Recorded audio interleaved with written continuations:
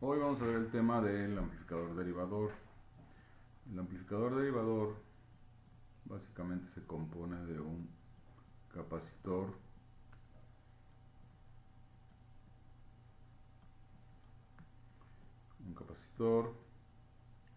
junto con un amplificador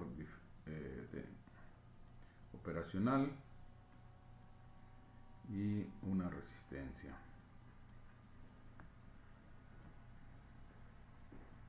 Entonces, este sería nuestro circuito básico. Aquí tendríamos nuestro voltaje de entrada conectado entre esta terminal y tierra. Entonces tenemos el capacitor, la resistencia y nuestro amplificador operacional con su entrada inversora y su entrada no inversora conectada directamente a tierra. Y aquí vamos a tener nuestro voltaje de salida, también obviamente con respecto a tierra. Bueno, como ya se ha explicado en otros videos, las entradas del amplificador operacional tiene muy alta impedancia, lo que no permite el flujo de corrientes. La corriente en las entradas siempre vale cero. Entonces, como la corriente en las entradas vale cero y la otra condición es que el voltaje en sus terminales de entrada se iguala, pues suponemos que aquí tenemos un potencial muy parecido, prácticamente igual al potencial de tierra. Como este está conectado a tierra, pues automáticamente la otra terminal también toma ese potencial de masa o de tierra. Entonces, al tener esto a un potencial igual al de tierra, pues prácticamente es como si el capacitor quedara en paralelo con el voltaje de entrada. Entonces podríamos decir, basados en eso, que el voltaje del capacitor básicamente es igual al voltaje de entrada. Como tiene un voltaje, pues obviamente se le va a generar una corriente, ¿verdad? Y esa corriente, la corriente del capacitor, pues no tiene otro camino, no puede ir hacia acá, ¿verdad? Otra vez, la corriente en las entradas vale cero, entonces no puede ir hacia acá, pues forzosamente esa corriente tendrá que pasar por aquí. Vamos a llamarle IR.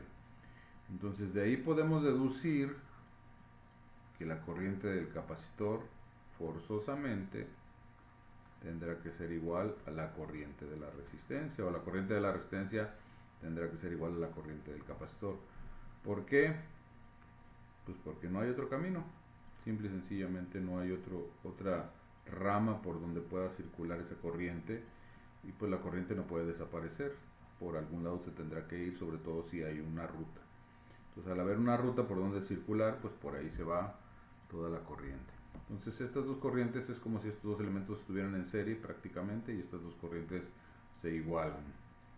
Ahora, la corriente en un capacitor, por fórmula, porque la corriente no es directamente proporcional al voltaje, sino que es directamente proporcional a los cambios que hay en el voltaje. Entonces, es el propio valor de la capacitancia lo que va a determinar el valor de la corriente, multiplicado por la derivada del voltaje del capacitor con respecto al tiempo. Normalmente estamos hablando el voltaje del capacitor como una función de tiempo, y entonces se deriva con respecto al tiempo. Esto ya es por fórmula. Esta es la corriente de un capacitor, así se le genera, y tomando eso como referencia, sabiendo que IC es igual a IR, y viendo que el voltaje de salida se va a tomar entre esta terminal, que es la salida del propio operacional, y esta terminal, que es tierra básicamente, pues es como si el voltaje de salida fuera el propio voltaje de la resistencia, pero además de que sería el propio voltaje de la resistencia, como la corriente va para allá, pues esta terminal es más positiva que esta terminal, y eso nos va a generar que en realidad pues el voltaje de salida sea menos, porque aquí en este potencial donde estamos tomando la salida es menos el voltaje de la resistencia. ¿Y a qué es igual el voltaje de la resistencia? Pues el voltaje de la resistencia es igual a corriente por la propia resistencia. Y como dijimos que la corriente de la resistencia es igual a la corriente del capacitor, pues podemos también sustituir eso y decir que esto va a ser igual a menos R por la corriente del capacitor, y sustituyendo lo que vale la corriente del capacitor nos va a quedar finalmente que esto es igual al voltaje de menos R por C por la derivada del voltaje del capacitor. Entonces, por la derivada del voltaje del capacitor, pero el voltaje del capacitor es igual al voltaje de entrada, entonces ya podemos también sustituir eso y decir que esto va a ser igual a la derivada del voltaje de entrada con respecto al tiempo. Entonces ya tenemos una ecuación que nos presenta el voltaje de salida con respecto al voltaje de entrada, y básicamente es la derivada del voltaje de entrada.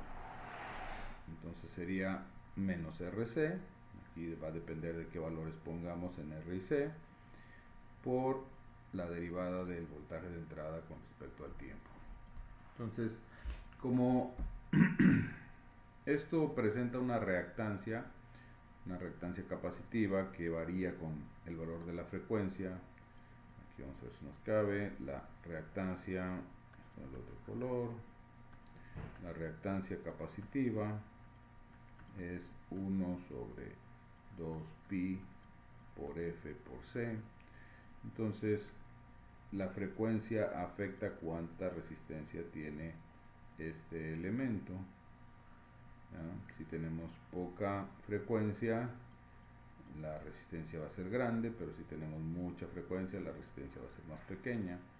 Y entonces si la resistencia se hace pequeña, conforme aumenta la frecuencia, pues si esta resistencia se hace pequeña, recuerden, esto es como un amplificador inversor tal cual. Si aquí tuviéramos una resistencia, sería la resistencia del forward, de la retroalimentación, dividido entre la resistencia que se coloca aquí en la entrada. En este caso sería la propia resistencia o reactancia que presenta el capacitor. Si se hace muy pequeña, pues la amplificación se hace muy grande, y cuando las frecuencias sean bajas, pues la resistencia de entrada va a ser más grande, ¿ya? Vamos a estar viendo casi la resistencia del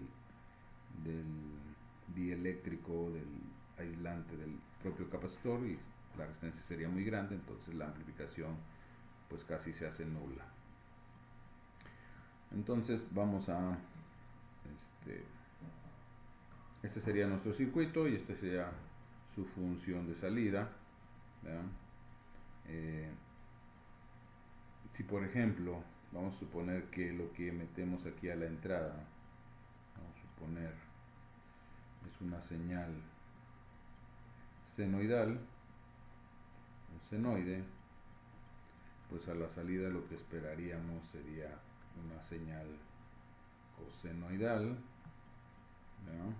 Que es un cosenoide, pues es una función seno adelantada a 90 grados, pero además de eso, como está negativo, pues sería un cosenoide negativo, o sea que en lugar de que empiece aquí, como empieza la señal en 0, empezaría aquí en menos 90, y entonces sería igual lo mismo, ¿no? Algo parecido.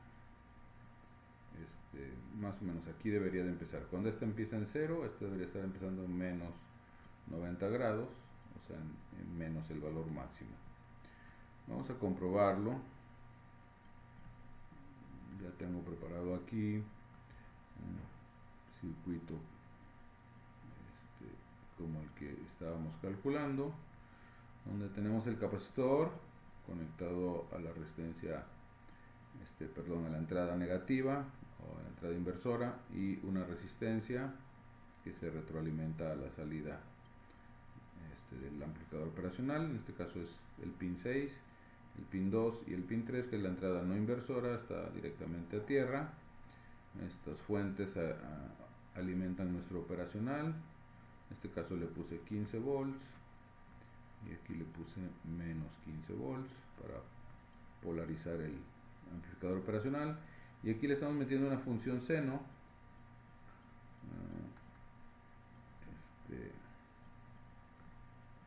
con una amplitud de 2 volts, con una frecuencia de 100 Hz y no está desfasada. Entonces esa es la señal que está entrando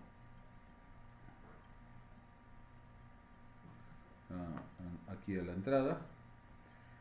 Y para checar la función tanto de entrada como la función de salida, pues vamos a poner un osciloscopio. Aquí en la A, en el amarillo va a estar la entrada y en el azul va a estar la salida. Entonces vamos a ponerlo a simular y aquí está nuestra función, ¿verdad?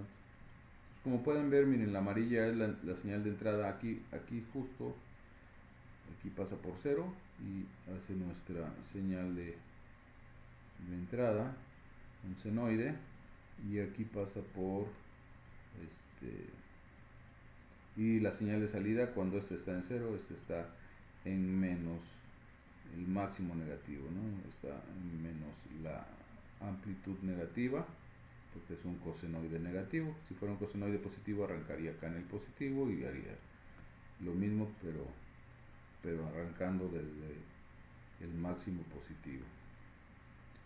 Entonces aquí estamos comprobando nuestra entrada y nuestra salida, que está desfasada. La derivada de un seno es la función coseno, un menos la derivada del voltaje de entrada con respecto al tiempo.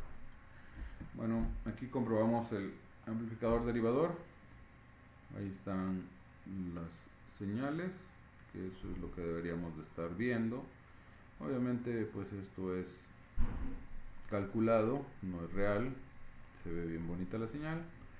Quizás nosotros, si lo hacemos con un generador de funciones real y lo metemos al circuito, no se vea tan parejita la señal, pero algo parecido deberíamos de estar observando.